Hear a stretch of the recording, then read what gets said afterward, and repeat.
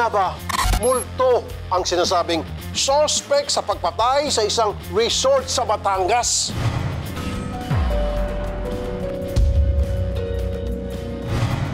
Nagmistulang ghost town naman ng isang dating subdivision sa Bulacan. Ang mga pangarap na bahay, nilamo na lang ng baha. Hindi na kami makabalik sa loob sa bahay namin dahil talagang hindi na bumababa yung tubig. Every time na sisilipin namin, malalim pa rin. Ako po, si Rafi Tulfo, ang kapatid mo.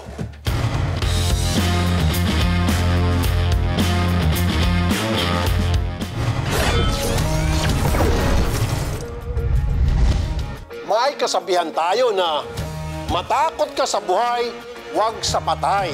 Pero paano kung ang suspect sa isang pagpatay ay naganyong multo?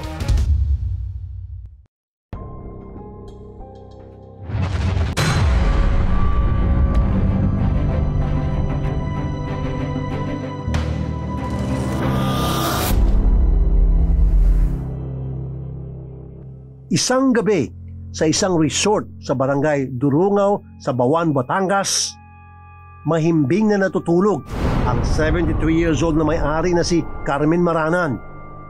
Walang kamalay-malay ang kanyang pamilya, hindi na pala muling gigising ang kanilang ina.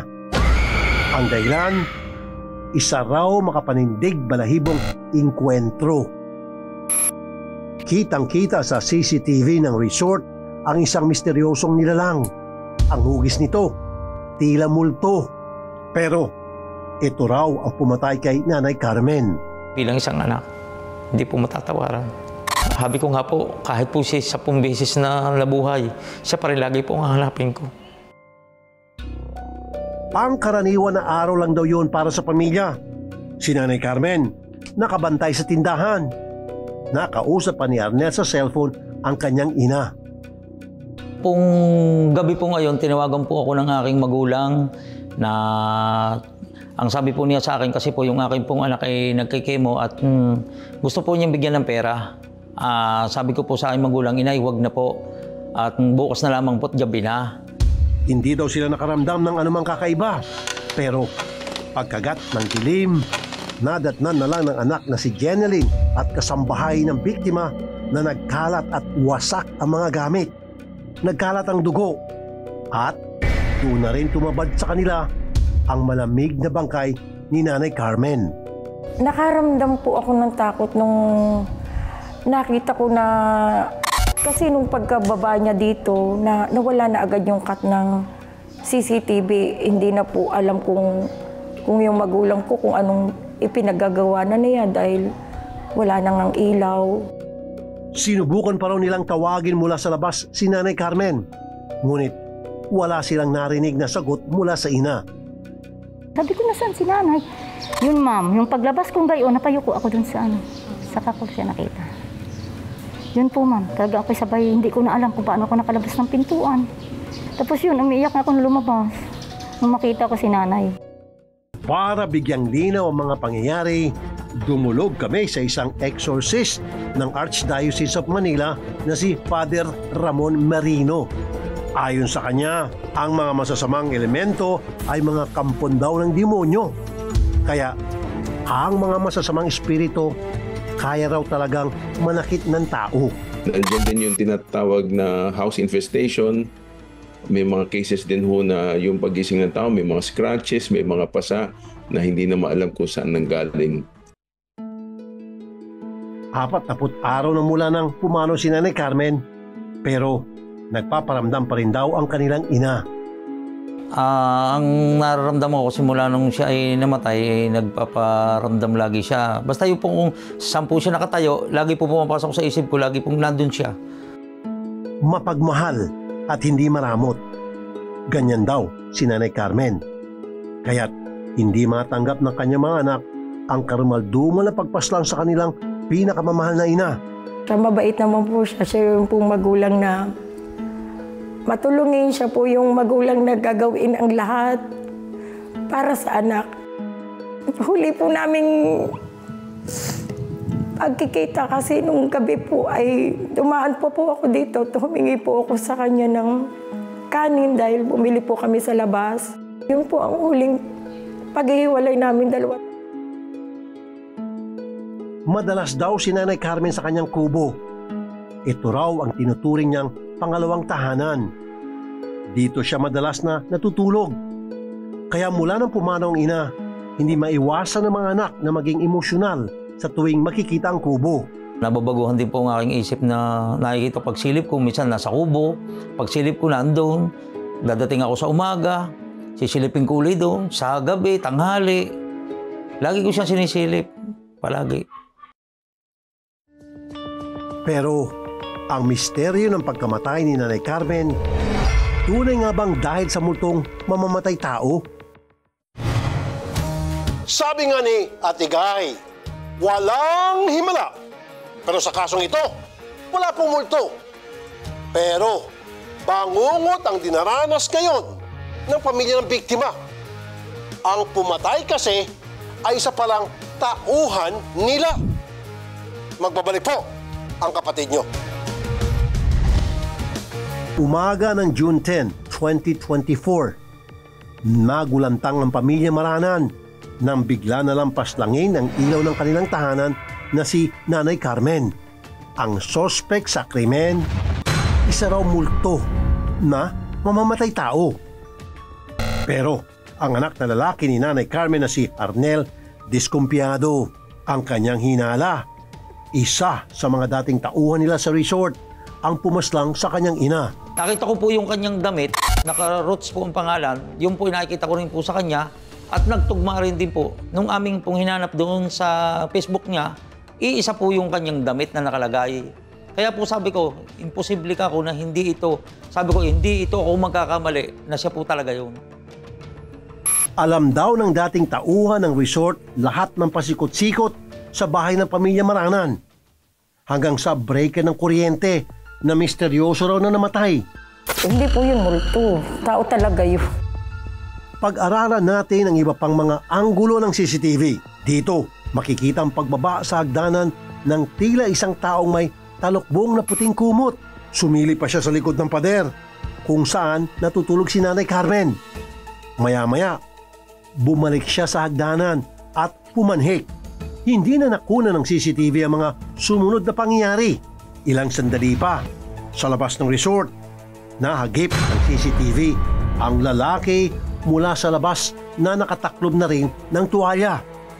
Noong mga oras na yon, napatay na pala si Nanay Carmen.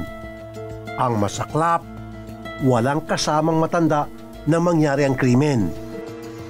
Nung sumili po ang suspect, at saka nung namatay na po yung kuryente ng bahay. Siguro po nung ganun pangyayari, nagkaroon po ng oportunidad ng ating suspect na may sagawa ang krimen. Tinawagan ko po ang aking ina. Pagsilip ko po dito, wala. Pagtapos pagtingin ko po dito ko po nakitang nakabulag tayo. Ngayon ko po, hinawakan ko po agad ang kanyang isang kamay at pinakaramdaman ko po siya. Dito po ang mother ko natulog nung gabing yon. Ito po mga cabinet na to, ito po ay nanagat niyan ko, lahat po ito ay bukas. Doon po ako nagtaka bakit mga bukas ito. Akin pong tiningnan ang CCTV, nakita ko po lahat ay bunot na. Yan, tapos sabay ko po agad na ibinalik lahat ang CCTV. Doon ko po nalaman na may gumawa na talaga sa kanyang kakaiba. Naniniwala ang mga anak na nanlaban at pumalagpas si Nanay Carmen. Yung buong palibot po nitong tinulugan po niya, doon po sila nagpaikutan po sila ng kwan, doon po sila nagbunuan. Dahil, kaya basihan ko doon, balik-baliktad ho lahat ho yung mga nasa palibot niya. Pati ho yung kanya kwan, tsaka dito siya nakatulog, ay bakit po nakabot po siya doon sa lugar na ito? Nakita rin ni Jenny na mga bubog ng florera na malamang daw na ginamit sa pagpaslang sa biktima. Dalawa to, ito yung isa, yun yung isa ang nakuha niya. Para kay Arnel, malinaw ang naging paraan ng pagpaslang sa kanyang ina. Siguro, hampasan ng gayon. Eh magulang ko, nagpapagulong-gulong na siya dito hanggang siya, siguro dito na niya dinukdok ng dinukdok. Base sa investigasyon, pinaghampas ng flower vase ang biktima. Sa autopsy, puno ng pasa at duguan ng muka ni Nanay Carmen. Nagkanda bali-bali rin ang kanyang mga buto sa dibdib at tadyang. Dito sa ating sa autopsy report ay blunt force trauma to the head. Talaga lang po yung ulo talaga ang napuruan sa kanya na. Kung titingnan sa kilos at ilang pagkakapareho ng suot, kutob ng pamilya ni Nanay Carmen, nang salarin ay ang datingan nilang tauhan. Ang sinasabing dating tauhan ay si Roland Mauro. Maraming beses na ito nasibak, pero ilang ulit ding naibalik. Marami po kaming pinagdaanan na po niya ng magkakasama. Hindi ko po ini-expect na ganun pala ang mangyayari sa aking magulang. Nung una, gusto pa raw pabalikin ng mga anak ni Nanay Carmen si Roland para masamahan ang biktima sa pagbabantay ng resort.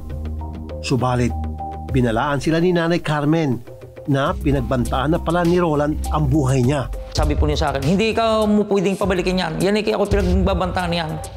Hindi na po ako nagpilit. Hetong malupit. Mukhang hindi lang daw pagpatayan nangyari. Tingin ng mga naulila ng biktima, may iba pang kasabwat si Roland na naging pakay naman ay pagnanakaw. Nawawalan kasi ang ilang mga gamit ni Nanay Carmen, gaya ng cellphone, pati ang kanyang bag na may lamang halos 80,000 piso. Sinubukan din daw buksan ng kawatan ng vault ng resort. Nag-text pa raw ito sa anak ni Carmen gamit ang mismong cellphone ng biktima para hingi ng code ng vault.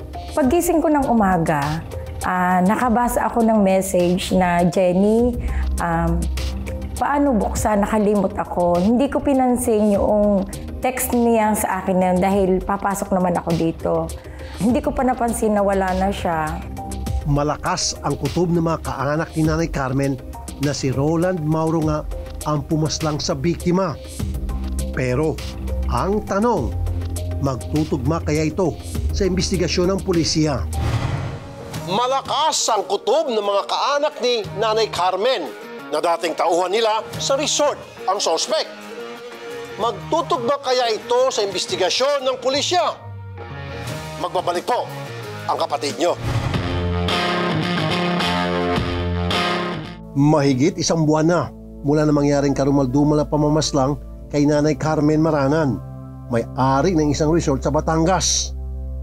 Hindi madaling tanggapin para sa naiwang pamilya na ang salarin ay dati nilang tauhan.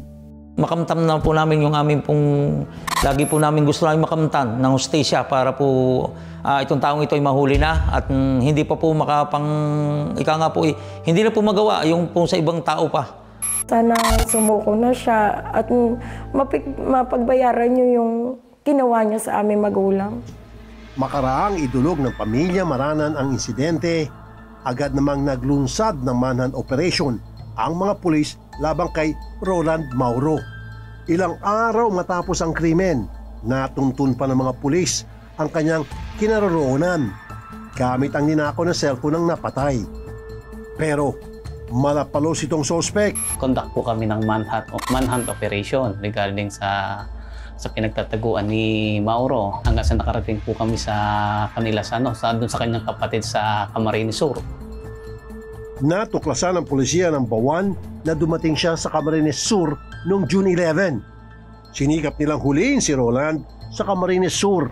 Ngunit huli na pala ang lahat dahil muling nakatakas ang suspect.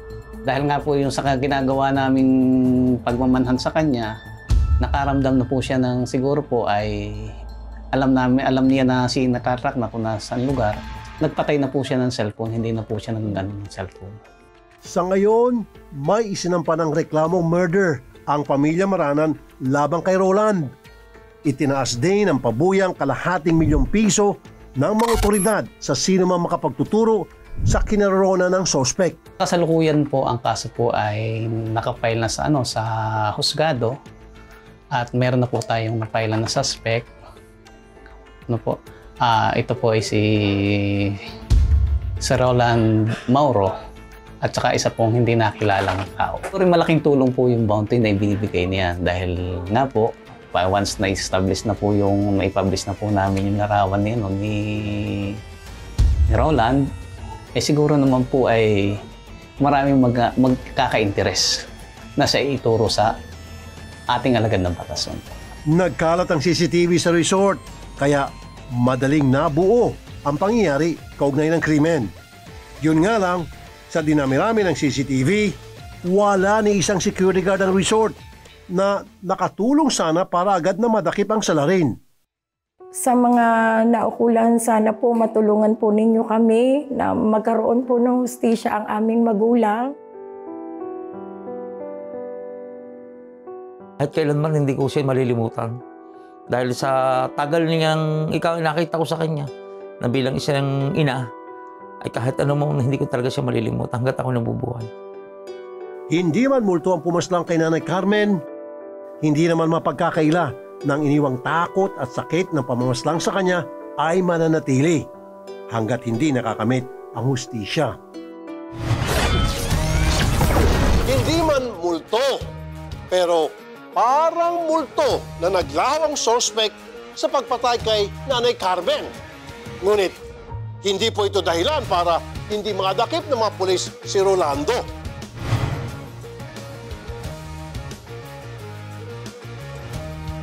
Lumipat naman po tayo sa Bulacan. Ang mga pinundar na dream homes ng mga tao ay nauwi sa masamang bangungot. Nagagandahan at naglalakihang mga bahay, presko at mailiwalas dahil napapalibutan ng maraming puno. Yan ang mukha ng Town and Country North Executive Village. Mapapawaw ka talaga dahil tila isa itong dream hometown. Pero ang subdivision na ito na matatagpuan sa barangay Abangan Sur sa Marilao, Bulacan, tila meron daw sikretong pilit na ikinukubli. Dahil sa kabila ng taglay nitong ganda, ang Phase 3 ng subdivision na ito tila naging ghost town. Nakilala namin si Dorothy, isang dating residente ng Phase 3 at ngayon nangungupahan na lamang sa isang bahay sa Phase 4. Ibinahagi niya sa amin kung gaano kaganda ang Town and Country Executive Village nung nagsimula silang tumira rito noong 90s. Malayong-malayo raw ang itsura ng kanilang lugar doon kumpara sa ngayon. Maganda yung buhay namin sa Phase 3 kasi lahat kami, parang ang ganda nung environment namin. Okay naman, maganda kasi yung loob ng town. Ito pa rin yung parang posh subdivision dito sa Bulacan. Nung tumira kami dito, maraming puno, parang ang ganda ng ambience. Pero nang magsimula ng bumaha, nagsimula na rin daw ang kanilang kalbaryo. Ilang taon ding tiniis ng kanilang pamilya ang pahirap na baha bago nila tuluyang iniwan ang kanilang tahanan. Nauna actually yung asawa ko dito, 1989, nabili niya yung bahay. Puntis ako doon sa bunso ko, which is 2004, nag-umpisa ang baha. Okay pa, kasi pabalik-balik lang naman yung baha. Up till the time na 2004 onwards, hanggang paggising ng umaga, 6 o'clock in the morning, ando na yung baha sa edge ng kama. 6 o'clock, bababa siya ng 9 o'clock in the evening, tapos kakain kami ng mga anak ko ng 11 ng gabi. Daing pa ni Dorothy, hindi lang ang pamumuhay nilang apektado, kundi pati na rin ang kanilang kabuhayan. Hindi na kami makabalik sa loob, sa bahay namin dahil talagang hindi na bumababa yung tubig. Every time na sisilipin namin, malalim pa rin. So ang option namin is mag-rent ng house. So nagre-rent pa rin kami up till now. Hindi kami makabalik kasi sa sarili namin bahay. Ang mabigat kasi, nagbabayad kami knowing na meron naman kaming uuwian sana na hindi kami kailangan magrenta. Ganito rin ang hinaing ni Susan na isa ring homeowner noon. Pero nangungupahan na lang ngayon sa mas mataas na bahagi ng subdivision. Kung simpleng kung simpleng baha lang pag umuulan, okay na, mapapagtisan pa. Eh yung nangyari, na-stuck na yung tubig. Na-stuck na talagang perwisyo na sa amin. Lalo na sa mga estudyante, ilan ang estudyante. Halos binubuhat namin tuwing umaga. Tapos minsan, aabutan pa, nag-prepare kami ng pasok nila. Andiyan na yung tubig, pumapasok na sa bahay. Kaya napilitan na din talaga kami umalis. Hindi biro ang pinagdaraanan ng mga residenteng lubog sa baha. araw-araw itong tila dagok sa kanila. Dagdag kalbaryo pa umano ang pagkakasakit ng mga residente, lalo na sa mga bata. Halos ilan sila nagka-dengue nun. 2 anak ko nun sabay pa sa hospital eh. 2 silang nagka-dengue nun. Tsaka yung isa yung pamangking ko rin. Nadala din sa Maynila yun dahil nga sa dengue. Dahil yan sa ano na yan, sa baha. Bumaba rin ang kumpiyansa ng mga residente na makakakuha sila ng agarang tulong sa oras ng sakuna o emergency. Pag emergency, ang hirap dumating ng tulong dahil nga ang layo na lalakarin bago ka makakating sa amin eh. Kaya mahirap talaga, matagal bago dumating yung tulong. Saka mahirap ka din makaalis agad dahil nga doon sa tubig. At ang pinakamasakit pa raw ay ang pagbaliwala ng dugot pawis na isinakripisyo nila para lamang magkaroon ng sariling tahanan na ngayon di na nila mapapakinabangan. Ang maganda ang buhay namin doon kasi nakuha ng ate ko yung bahay na yung kinash ngayon eh. Malaki yung lote namin doon, nasa 150 rin, tapos may grotto pa, tapos may konting garden, tapos may garahe. Halos wala, ilang taon lang namin nagamit yung pagkakagawa, tapos umalis na rin kami. Naperwisyo talaga yung halos ilang pamilya kami naperwisyo yung na yan. Isa pang dating homeowner ang aming nakilala. Siya si Rolly, isang tricycle driver. Hindi nalalayo ang sitwasyon niya ngayon sa dinanas ding hirap noon ng mga pamilya nila Dorothy at Susan. Caretaker kami rito. May bahay kami dyan sa kabila. Kaya lang, ang gawa ng baha, umalis yung mga kapatid ko. Ngayon, kinuha kami caretaker na itong may-ari. Kaya dito kami natira. Ngayon, sa matagal na rin kami rito. Kung sasama mo doon sa kabila saka dito, mga 10 years, 12 years o 15 meron na. Ang kanilang araw-araw na pamumuhay dito, hindi na raw talaga biro. Hindi naman ganyan dati.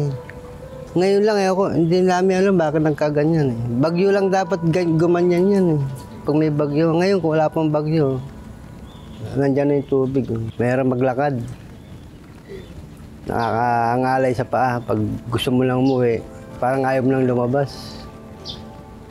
Kasi sa araw-araw mong ginagawa yan, nakakasawa din. Tanging pagmamaneho ng tricycle ang ikinabubuhay ni Rolly at ng kanyang asawa. Mahirap na nga ang mamasada sa maghapon ay dagdag pahirap pa ang nasabing baha sa lugar. Ang tricycle nandoon. Nilalakad namin palabas. Bago namin nakuha yung tricycle. Ngayon pag-uwi, iwan ulit doon, lalakad kami pa uwi. Pag grabe na talaga ang baha, hindi na makabiyahe. Kasi napapaikutan na ng tubig ito eh. Napupuno ng tubig ito buong taon. Pag nagsabay ang 2 bagyo, tapos nagpakawala ng dam. Sa loob ng bahay kasi hanggang dito na eh. Pagdating dito, lagpas ulo na. Kaya hindi na kami makalabas ng bahay kasi nga lagpas ulo na.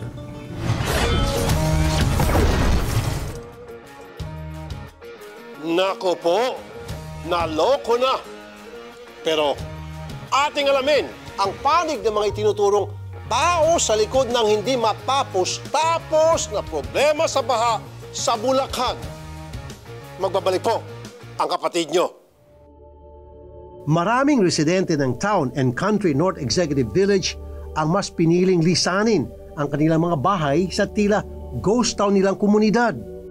Pero napag-alaman namin na may mangilan-ngilan pa ring homeowners na patuloy na naninirahan sa lubog nilang mga tahanan. Isa na rito, si Mang Abelardo. 26 years na kami natira rito. Meron na siguro mga maglalabing 1 taon na. Magmula ng 26, maglalabing 1 taon na kami Tataka ka, sobrang init. Kung sobrang init, salda ka naman ng tubig, lumalaki tubig. Wala pong bagyuan niya, Kung mapupunta kayo talagang may bagyo, yung talagang nag-uulan. Ang tubig, ang taas, hanggang dibdib. Kagaya ng mga nauna naming nakausap, pagsubok din ang araw-araw na kinakaharap ni Mang Abelardo at ng kanyang asawa. Ang sasakyan ko, tricycle. Ngayon ang nangyayari, iniiwan namin doon sa walang baha. Kaya nangyayari, sasakay kami ng bangka para sa makarating kami doon sa kaya ng bota. Tapos doon kami sasakay sa tricycle yung nakaparada ron. Maliban pa sa mabahong tubig baha at naglipangan ng insekto, problema rin daw ang basurang kumakalat sa kanilang bakuran. Naku, matindi lamok talaga ang nangyayari. Dati pinapasok ng truck to kumukolekta yung basura. Hindi na makolekta ng truck dahil nga napakalalim ng tubig. Kaya nangyayari, yung iba sinasabit kung saan yung basura, minsan natatanggal, tinatanggal ngayon ng tubig, dito pumupunta. Saka baho na ng tubig. Maging ang padre di pamilya na si Patrick ay hindi rin nakaligtas sa patong-patong na pahirap nang hindi humuhupang baha ng Phase 3. Yung worst na naranasan ko dito, yung hanggang bewang yung sa loob ng bahay ko. Diba mataas na yan? Hanggang bewang pa yan sa loob. Pag lalabas ka, matagal. Pag may bibiling ka sa labas, abot ka mga 3 oras.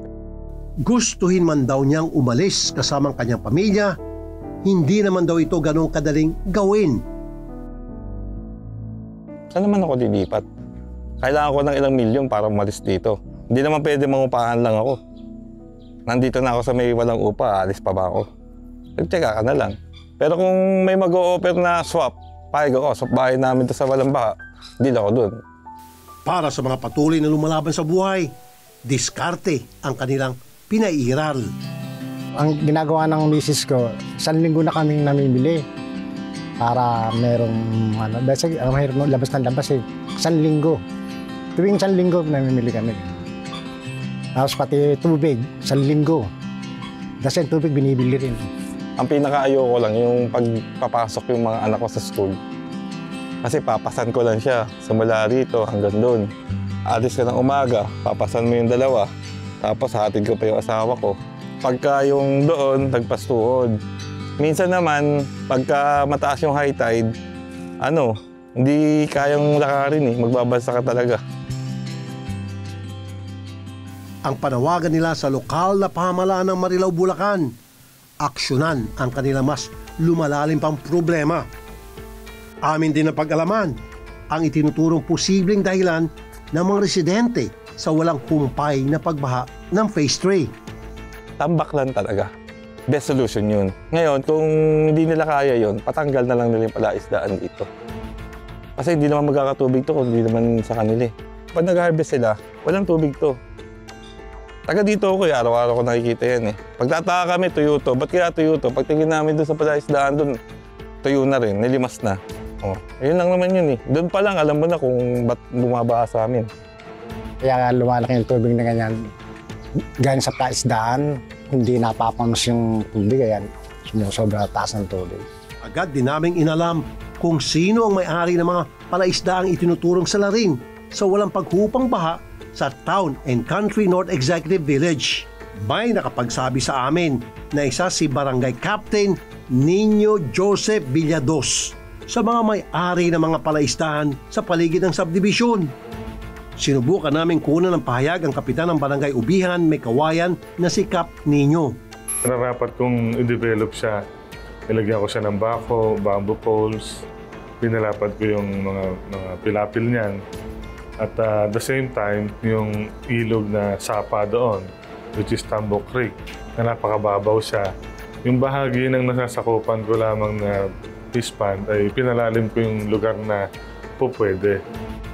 Nakausap namin ang Homeowners Association Chairman na si Dr. Willie Tongson na bagamat sa Phase 1 nakatira ay biktima rin daw siya ng pagbaha sa kanilang lugar.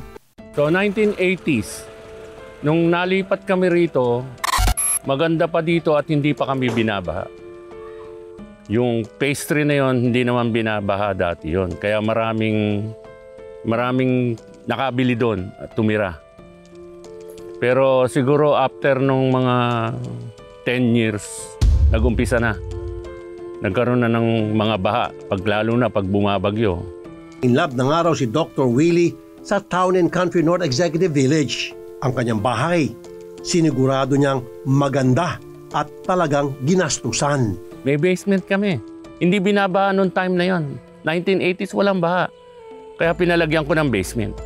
Pero nito, after 10, 20 years, hindi ko na magamit. Binabaha na rin yung basement ko. Kahit na tag-araw na ganyan. Pag high tide, may tubig. Dito na namin nadiskubre na bukod sa mga palaisdaan, kapitbahay din pala nila ang Bukawi River na madalas umapaw sa tuwing malakas ang ulan. Lahat ng paligid nito, palaisdaan.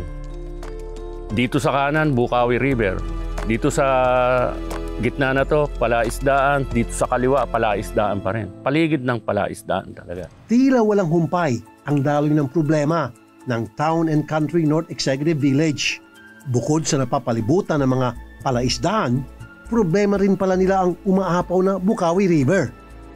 4 na taon na ang nakalipas nung makita natin na yung dike dito sa may bandang gilid sa parte ng Marilao, hindi na siya nadugtungan. Nung mga panahon na yon, wala pa po itong dike na nandito sa part ng Bukawi. Pero tingnan nyo po ngayon kung maiikot nyo po yan, halos matatapos na yung kabilang side, pero dito po sa amin, sa parting Marilao, hindi na po nasundan. Agad naman nagbigay ng pahayag ang DPWH Bulacan na patuloy daw ang konstruksyon ng flood control structures at paglalagay nila ng pumping stations upang maibsan ang pagbaha. Ito'y hindi lamang para sa Town and Country North Executive Village sa Barangay Abangan Sur, ngunit kabilang na rin ang iba pang karating na barangay. Patuloy daw silang kumakalap ng 1.5 billion pesos na pondo para may pagpatuloy ang mga proyekto. At kung ma-secure daw nila ito, balak nilang matapos ang flood control structures sa susunod na taon. Pero ayon kay Senator Joel Villanueva na tubong Bulacan, noong 2023 sa isang Senate hearing, mayroong 183 billion pesos na budget ang DPWH para sa mga proyektong may kaugnayan sa baha. Hindi pa raw kasama ang foreign assisted projects na galing sa ibang bansa at ibang funding. Kaya umabot daw sa mahigit 280 billion pesos ang kabuang pondo ng DPWH para lang sa pagkontrol ng baha. Kaya dismayado siya sa laki ng pondo ng ahensya dahil tila hindi raw ito ramdam at napakikinabangan sa probinsya ng Bulacan. Wala nang pag-asa yung mga tao. Hindi na sila umaasa na may gagawin pa gobyerno. Sorry to say this, lahat tayo dito baka pag nagsalita ho doon, wala na maniniwala sa atin na totoong gagawa na tayong solusyon. Ilang dekada na ho nila naririnig to 40 years, 4 decades, so many administrations, so many secretaries of DPWH. Maging ako ay nananawagan sa DPWH na agad kumilos at aksyonan ito. Bilyong-bilyong piso na po ang naidulot nito na perwisyo sa ating kabuhayan, lalo na sa sektor ng agrikultura at libo-libong buhay na po ang nasawi dahil dito. Ngayon po, mas nakakabahala na kahit walang bagyo ay madali nang binabaha ang ating bansa, lalo na Metro Manila at mga kalapit na probinsya gaya ng Cavite, Pampanga at Bulacan. Nagpaunlak din ng panayam ang alkalde ng bayan ng Marilao at sinigurong hindi nagpapabaya ang lokal na pamahalaan. Napagkaisaan naman po ng lahat during the meeting. Nandun ng Town and Country homeowners, hiniling po nila to. Nandun din po yung engineering office natin. At hopefully, pag naisara po namin ito, magkaroon po ng magandang epekto dun sa Town and Country. Sa patuloy na pag-agos ng problema sa Town and Country North Executive Village, hindi rin nagpahuli ang Active Realty na siyang umanong developer ng naturang subdivision. Dahil ang Homeowners Association nakakita ng posibleng pagkukulang ng nasabing developer. So kung titingnan po natin, nung panahon na ang developer ginawa itong subdivision na to, hindi ito agad nalagyan ng perimeter. Lahat ng perimeter lot, sinale nila ng mas mura sa regular price. Kung saan, ang nangyari dito, yung mga bibili na lang ng property, sila na lang ang dapat magpakod. Kaya lang, hanggang sa ngayon, may 30 taon na ang nakalipas, hindi pa po nalalagyan ng perimeter yung buong subdivision. Pinuntahan namin ang opisina ng Active Realty sa Makati. Pero walang humarap sa aming team para ibigay ang kanilang panig. Kumbaga yung lugar ng subdivision ay malapit sa dagat. Kung yung lupa ay lumulubog, pag bumaba yun, papasok ang tubig. At yung lupa na paglubog niya ay nasa sa aming sukat from 2014 to 2020 ay lumulubog ng bilis na 2.6 to 3.6 centimeters per year. Nagbigay din ng mga rekomendasyon ang Project NOAA Executive Director na si Dr. Mahar Lagmay para sa mga residenteng patuloy na nakatira sa bahang parte ng subdivision. Pag pumapondo ang tubig, tapos pagpugaran ng mga lamok, siguro maihian ng mga daga, mag-iingat tayo doon sa mga diseases, no? Katulad ng leptospirosis, katulad ng baka lumaganap ang dengue. So sana maiwasan na yung extraction ng groundwater para hindi ganun kabilis ang pagbagsak ng lupa. Kailangan monitor ng mabuti ng gobyerno yung ground sinking at groundwater extraction. Kung maaari, doon sa lugar na yan, ay padamihin yung tubig na wasa, no? Yung galing sa kabundukan, tapos sinusupply nila sa mga komunidad. Paglilinaw ni Dr. Lagmay, hindi basta-basta ang pagtatayo ng mga infrastruktura sa isang lugar, lalo na sa may kalapit na ilog o dagat. Pag walang source ng surface water, katulad ng binibigay ng NAWASA, no? Na nanggaling sa mga kabundukan na tubig, no? Yung surface water. Kapag wala nun, huhugot yung mga tao na nakatira doon sa ilalim ng lupa. Ang tawag doon ay groundwater. So kapag malakas ang paghugot at marami ang humuhugot, mawawalan ng tubig sa ilalim, babagsak yung lupa. At pag bumagsak yung lupa, ang tawag doon ground subsidence. At pag nagkaroon ng ground subsidence or ground sinking, kapag malapit ito sa dagat, pag bumagsak yung lupa, papasok yung tubig. Sana nga mawala itong baha. Yun lang ang pag-asa namin na para makabalik kami sa dati naming tirahan. Kung mangyayari yon na mawawala itong talagang baha na hindi na babalik, mas maganda. Sa lalim at lawak ng problema ng Town and Country North Executive Village, aabutin pa ng ilang taon para ito'y tuluyang maresolusyonan.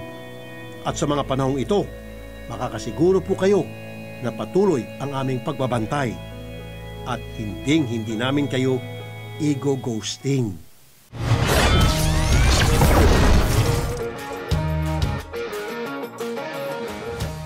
Masamang panaginip para sa pamilya ni Nanay Carmen na isang pinagkakatiwalaang tauhan nila ang pumatay sa kanya. Bangungot din para sa mga residente ng Town and Country Executive Village sa Bulacan ng kanilang pangarap at pinag-ipunan na dream home ay nilamon lang ng baha. Ako po ang kapatid nyo, Rafi Tulfo, at kayo ang idol ko.